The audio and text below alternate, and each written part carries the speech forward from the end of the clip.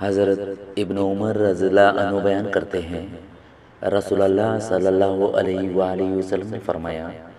بے شک آدمی کا اپنے والد کے فوت ہو جانے کے بعد اس کے دوستوں سے صلہ رحمی کرنا سب سے بڑی نیکی ہے۔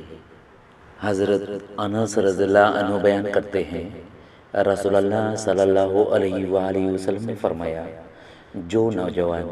کسی عمر رسیدہ شخص کی اس کے عمر رسیدہ ہونے کی وجہ سے عزت کرتا ہے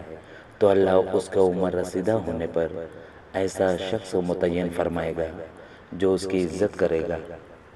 حضرت عبید بن رفع اپنے والد سے اور وہ نبی صلی اللہ علیہ وآلہ وسلم سے روایت کرتے ہیں، آپ صلی اللہ علیہ وآلہ وسلم نے فرمایا، تاجروں کو فاجروں کے زمرے میں جمع کیا جائے گا بجز اس کے جس نے تقوی اختیار کیا، نیکی کی اور صدقہ کیا۔ حضرت اسید بن ابی اسید ایک خاتون سے بیان کرتے ہیں جس نے رسول اللہ صلی اللہ علیہ وآلہ وسلم سے بیعت کی تھی، کہتی ہیں کہ رسول اللہ صلی اللہ علیہ وآلہ وسلم نے ہم سے جو عہد لیے تھے کہ نیکی کے کاموں میں ہم آپ کی نافرمانی نہیں کریں گی، اس میں یہ بھی تھا کہ چہرہ نہیں نوچیں گی، ہائے وائے نہیں کریں گی، کپڑا نہیں پھاڑیں گی اور بال نہیں نوچیں گی۔ حضرت ابو ذر رضی اللہ عنہ سے روایت ہے،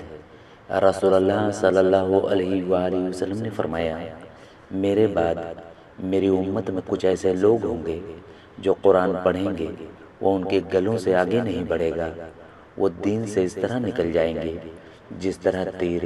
نشانہ بننے والے جانور میں سے گزر جاتا ہے، پھر وہ دین میں واپس نہیں آئیں گے،